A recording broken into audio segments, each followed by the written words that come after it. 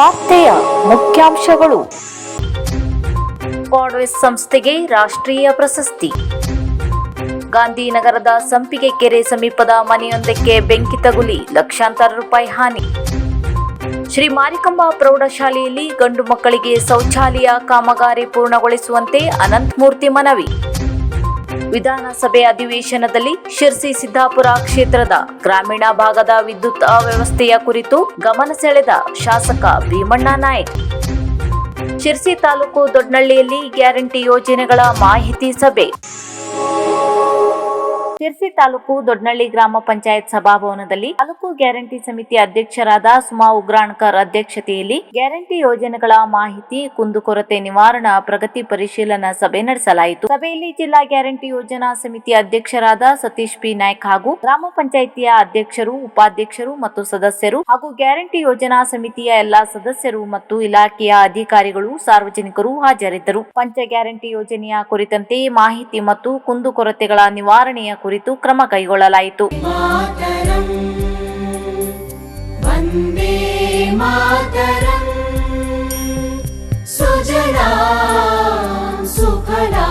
ಸಮಸ್ತ ದೇಶ ಬಾಂಧವರಿಗೆ 79ನೇ ವರ್ಷದ ಸ್ವಾತಂತ್ರ್ಯೋತ್ಸವದ ಹಾರ್ದಿಕ ಶುಭಾಶಯಗಳು. ಶುಭಾಶಯ ಕೋರುವವರು ಶ್ರೀಧರ್ ಹೆಚ್ ಮೊಗೆ, ಸಮಾಜ ಸೇವಕರು, ಮಾಜಿ ನಗರಸಭಾ ಸದಸ್ಯರು, ಸಾತ್ವಿಕ್ ಪ್ರೊಡಕ್ಷನ್ ನ ಮಾಲೀಕರು.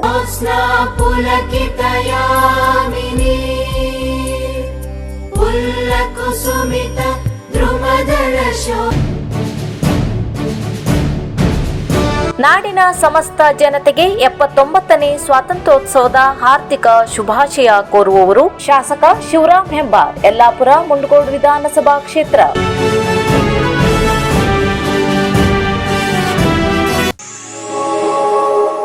ಬೆಳಿಗ್ಗೆ ಶಿರ್ಸಿ ನಗರದ ಗಾಂಧಿನಗರ ಸಂಪಿಗೆ ಕೆರೆ ಸಮೀಪದ ಮನೆಯೊಂದಕ್ಕೆ ಬೆಂಕಿ ತಗುಲಿ ಅಂದಾಜು 3 ಲಕ್ಷ ರೂಪಾಯಿಗಳಿಗೂ ಅಧಿಕ ಗೃಹೋಪಯೋಗಿ ಉಪಕರಣಗಳು ಸುಟ್ಟು ಕರಕಲಾದ ಘಟನೆ ನಡೆದಿದೆ. ರೇಷ್ಮಾ ಸೈಮನ್ ಡಿಸೋಜಾ ಎಂಬುವರ ಮನೆಗೆ ಮುಂಜಾನೆ ಶಾರ್ಟ್ ಸರ್ಕ್ಯೂಟ್ ನಿಂದ ಬೆಂಕಿ ತಗುಲಿರುವ ಸಾಧ್ಯತೆ ಬಗ್ಗೆ ಹೇಳಲಾಗಿದೆ. ಬಡ ಕುಟುಂಬದವರಾಗಿದ್ದು ಸಂಸಾರ ಸಾಗಲು ಅವಶ್ಯವಾದ ಗೃಹಯೋಗಿ ವಸ್ತುಗಳು ಸುಟ್ಟು ಕರಕಲಾಗಿದ್ದು ದಿಕ್ಕು ತೋಚದ ಸ್ಥಿತಿಯಲ್ಲಿ ಕುಟುಂಬವಿದೆ. ಸ್ಥಳೀಯರು ಪ್ರಾರಂಭದಲ್ಲಿ ಬೆಂಕಿ ಆರಿಸಿದ್ದು ಅವರೊಂದಿಗೆ ಅಗ್ನಿಶಾಮಕ ದಳ ಅಧಿಕಾರಿ, ವಾಹನ ಸಿಬ್ಬಂದಿಗಳು ಬೆಂಕಿ ಆರಿಸಲು ನೆರವಾದರು. ಸ್ಥಳಕ್ಕೆ ಗ್ರಾಮಾಡಳಿತ ಅಧಿಕಾರಿ ಪಲ್ಲವಿ ಭೇಟಿ ನೀಡಿದರು.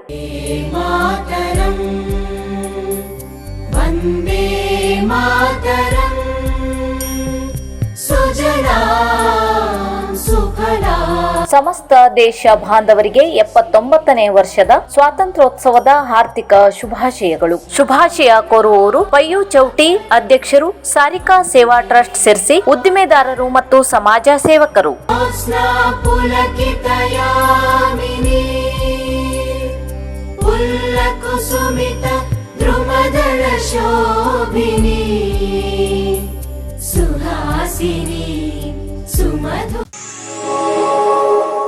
ರಾಜ್ಯದಲ್ಲಿಯೇ ಪ್ರತಿಷ್ಠಿತ ಶಿಕ್ಷಣ ಸಂಸ್ಥೆಯಾಗಿರುವ ಶಿರಸಿಯ ಶ್ರೀ ಮಾರಿಕಾಂಬಾ ಪ್ರೌಢಶಾಲೆಯಲ್ಲಿ ಗಂಡು ಮಕ್ಕಳಿಗೆ ಶೌಚಾಲಯ ವ್ಯವಸ್ಥೆ ಪೂರ್ಣ ಪ್ರಮಾಣದಲ್ಲಿ ಕಳೆದ ಹಲವಾರು ತಿಂಗಳಿಂದ ಇಲ್ಲದೆ 700ಕ್ಕೂ ಅಧಿಕ ವಿದ್ಯಾರ್ಥಿಗಳಿಗೆ ಅತೀವ ತೊಂದರೆಯಾಗಿತ್ತು. ಈ ಹಿನ್ನೆಲೆಯಲ್ಲಿ ಈ ಕೂಡಲೇ ಅರ್ಧವಾಗಿರುವ ಶೌಚಾಲಯ ನಿರ್ಮಾಣ ಕಾಮಗಾರಿಯನ್ನು ಕೂಡಲೇ ಪೂರ್ಣಗೊಳಿಸುವಂತೆ ಆಗ್ರಹಿಸಿ ಅನಂತಮೂರ್ತಿ ಹೆಗಡೆ ಚಾರಿಟೇಬಲ್ ಟ್ರಸ್ಟ್ ಅಧ್ಯಕ್ಷ ಬಿಜೆಪಿ ಮುಖಂಡ ಅನಂತಮೂರ್ತಿ ಹೆಗಡೆ ಗುರುವಾರ ಪಂಚಾಯತ್ ರಾಜ್ ಇಂಜಿನಿಯರಿಂಗ್ ವಿಭಾಗದ ಕಾರ್ಯನಿರ್ವಾಹಕ ಇಂಜಿನಿಯರ್ ಸತೀಶ್ ಜಾರಕಿದಾರ್ಗೆ ಮನವಿ ಸಲ್ಲಿಸಿದರು.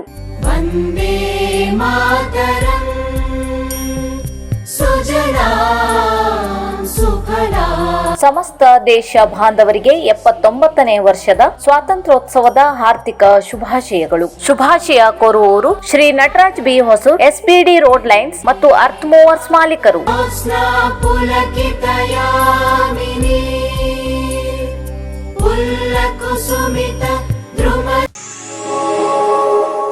ಬೆಂಗಳೂರಿನಲ್ಲಿ ಆಗಸ್ಟ್ 13ರಿಂದ 15ರವರೆಗೆ ನಡೆಯುತ್ತಿರುವ 17ನೇ ರಾಷ್ಟ್ರೀಯ ಕೌಶಲ್ಯ ಸಮಾವೇಶದಲ್ಲಿ ಶಿರಸಿಯ ಸ್ಕ್ವಾಡ್ವೆಸ್ ಸಂಸ್ಥೆಯು ಕೌಶಲ ಅಭಿವೃದ್ಧಿ ಕ್ಷೇತ್ರದಲ್ಲಿ ಸಲ್ಲಿಸುತ್ತಿರುವ ಗಣನೀಯ ಸೇವೆಯನ್ನು ಗುರುತಿಸಿ ಬೆಂಗಳೂರಿನ FVTRS ಸಂಸ್ಥೆಯು ರಾಷ್ಟ್ರೀಯ ಪ್ರಶಸ್ತಿ ನೀಡಿ ಗೌರವಿಸಿದೆ. ಸ್ಕ್ವಾಡ್ವೆಸ್ ಸಂಸ್ಥೆಯು ಶಾಲೆ ತೊರೆದ ಮಕ್ಕಳಿಗೆ ಕೌಶಲ್ಯ ಅಭಿವೃದ್ಧಿ ತರಬೇತಿಯನ್ನು ಒದಗಿಸಿ ಅವರ ಸ್ವಾವಲಂಬಿ ಬದುಕಿಗೆ ದಾರಿ ಮಾಡಿಕೊಡುತ್ತಿರುವುದು ಶ್ಲಾಘನೀಯವಾಗಿದೆ. ಕೇವಲ ಕೌಶಲ್ಯ ಅಭಿವೃದ್ಧಿ ಕ್ಷೇತ್ರ ಮಾತ್ರವಲ್ಲದೆ ಶಿಕ್ಷಣ, ಆರೋಗ್ಯ, ಕೃಷಿ, ಬುಡಕಟ್ಟು, ಮಹಿಳಾ ಮಹಿಳಾ ಸಶಕ್ತೀಕರಣ, ಪರಿಸರ ಮತ್ತು ವಿಜ್ಞಾನ ಸೇರಿದಂತೆ ಹಲವಾರು ಕ್ಷೇತ್ರದಲ್ಲಿ ಸಂಸ್ಥೆಯು ಕಳೆದ 20 ವರ್ಷಗಳಿಂದ ಸೇವೆ ಸಲ್ಲಿಸುತ್ತಿದೆ.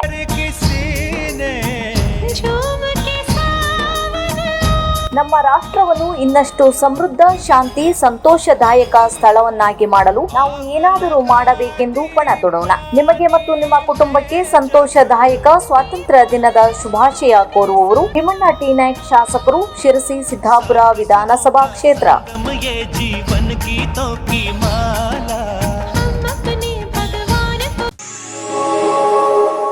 ವಿಧಾನಸಭಾ ಅಧಿವೇಶನದಲ್ಲಿ ಶಿರಸಿ ಸಿದ್ದಾಪುರ ಕ್ಷೇತ್ರದ ಗ್ರಾಮೀಣ ಭಾಗದ ವಿದ್ಯುತ್ ಅವ್ಯವಸ್ಥೆಯ ಬಗ್ಗೆ ಶಾಸಕ ಭೀಮಣ್ಣ ಟಿ ನಾಯ್ಕ್ ಅವರು ಮಾತನಾಡಿದರು. ಪ್ರಶ್ನೆಯನ್ನ ಮಾನ್ಯ ಇಂದಿನ ಸಚಿವರಲ್ಲಿ ಕೇಳಬಯಸುತ್ತೇನೆ.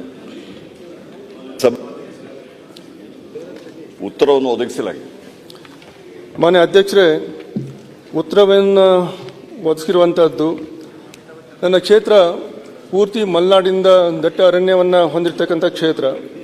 ಅಲ್ಲಿ ಒಂದು ಮಳೆ ಶುರುವಾಯಿತು ಅಂದರೆ ಇಡೀ ಹಳ್ಳಿ ಭಾಗದಲ್ಲಿರ್ತಕ್ಕಂಥ ಎಲ್ಲ ಲೈನ್ಗಳ ಮೇಲೆ ಗಿಡ ಮರಗಳು ಬಿದ್ದು 1 ವಾರ 2 ವಾರ ವಿದ್ಯುತ್ ಸಂಪರ್ಕನೇ ಇಲ್ಲದೆ ಇರ್ತಕ್ಕಂಥ ಸಂದರ್ಭ ಇವತ್ತು ನಮ್ಮ ಗ್ರಾಮೀಣ ಭಾಗದಲ್ಲಿ ನಾವು ನೋಡ್ತಾ ಇದ್ದೀವಿ. ನಾವು ಅದನ್ನು ಮಾನ್ಯ ಮಂತ್ರಿಗಳಲ್ಲಿ ನಾವು ವಿನಂತಿಯನ್ನು ಮಾಡ್ಕೊಂಡಿದ್ದೀವಿ. ನಾವು ಈ ಅರಣ್ಯ ಪ್ರದೇಶದಲ್ಲಿ ಹೋಗ್ತಕ್ಕಂಥ ಲೈನ್ಗಳನ್ನು ರಸ್ತೆ ಬದಿಯಲ್ಲಿ ಒಂದು ಮಾರ್ಗವನ್ನು ಮಾಡಿಕೊಟ್ರೆ ಈ ಒಂದು ತೊಂದರೆಯನ್ನು ತಪ್ಪಿಸೋದಕ್ಕೆ ಸಾಧ್ಯ ಆಗಬಹುದು ಅನ್ನೋಂಥ ವಿನಂತಿಯನ್ನು ಈಗಾಗಲೇ ನಾನು ಮಾಡ್ಕೊಂಡಿದ್ದೀನಿ. ನಾನು ಅದನ್ನು ಆದಷ್ಟು ಬೇಗ ಆ ಒಂದು ವ್ಯವಸ್ಥೆಯನ್ನು ಮಾಡಿದರೆ ಈ ನನ್ನ ಕ್ಷೇತ್ರದಲ್ಲಿರ್ತಕ್ಕಂಥ ಎಲ್ಲ ಹಳ್ಳಿ ಭಾಗದಲ್ಲಿರ್ತಕ್ಕಂಥ ನಗರದಿಂದ ಸುಮಾರು 20-30 ಕಿಲೋಮೀಟರ್ ಇರ್ತಕ್ಕಂಥ ಹಳ್ಳಿಗಳು ಏನಿದಾವೋ ಅವರಿಗೆ ಸರಿಯಾದ ಒಂದು ವಿದ್ಯುತ್ತನ್ನು ಕೊಡೋಕ್ಕೆ ಸಾಧ್ಯ ಆಗುತ್ತೆ.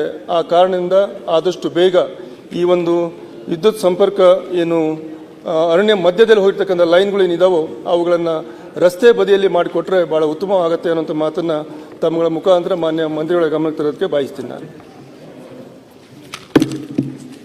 ಸನ್ಮಾನ್ಯ ಸಭಾಪತಿಗಳೇ, ತಮಗೆ ಗೊತ್ತಿದೆ ಉತ್ತರ ಕನ್ನಡ ಜಿಲ್ಲೆ ಹೆಚ್ಚು ವನ ಪ್ರದೇಶ ಆಗಿತ್ತು, ಫಾರೆಸ್ಟ್ ಇತ್ತು, ಹೆಚ್ಚಿನ ಒಂದು ಶೇಕಡಾದಲ್ಲಿ ಫಾರೆಸ್ಟ್ ಇರ್ತದೆ. ಈಗ ಇಲ್ಲಿ ಹೈ ಟೆನ್ಷನ್ ಹೋಗಿರ್ತದೆ, ಸುಮಾರು 174 ಕಿಲೋಮೀಟರ್ ಇದೆ. ಹೈ ಟೆನ್ಷನ್ ಹೋಗಿದ್ದರೆ ನಾನು ನಮ್ಮ ಅಧಿಕಾರಿಗಳನ್ನ ವಿಚಾರಿಸಿದ್ದೀನಿ. ಒಂದು 3-4 ಇನ್ಸಿಡೆಂಟು ಒಂದು ಮಳೆಗಾಲದಲ್ಲಿ ಬರ್ತದೆ.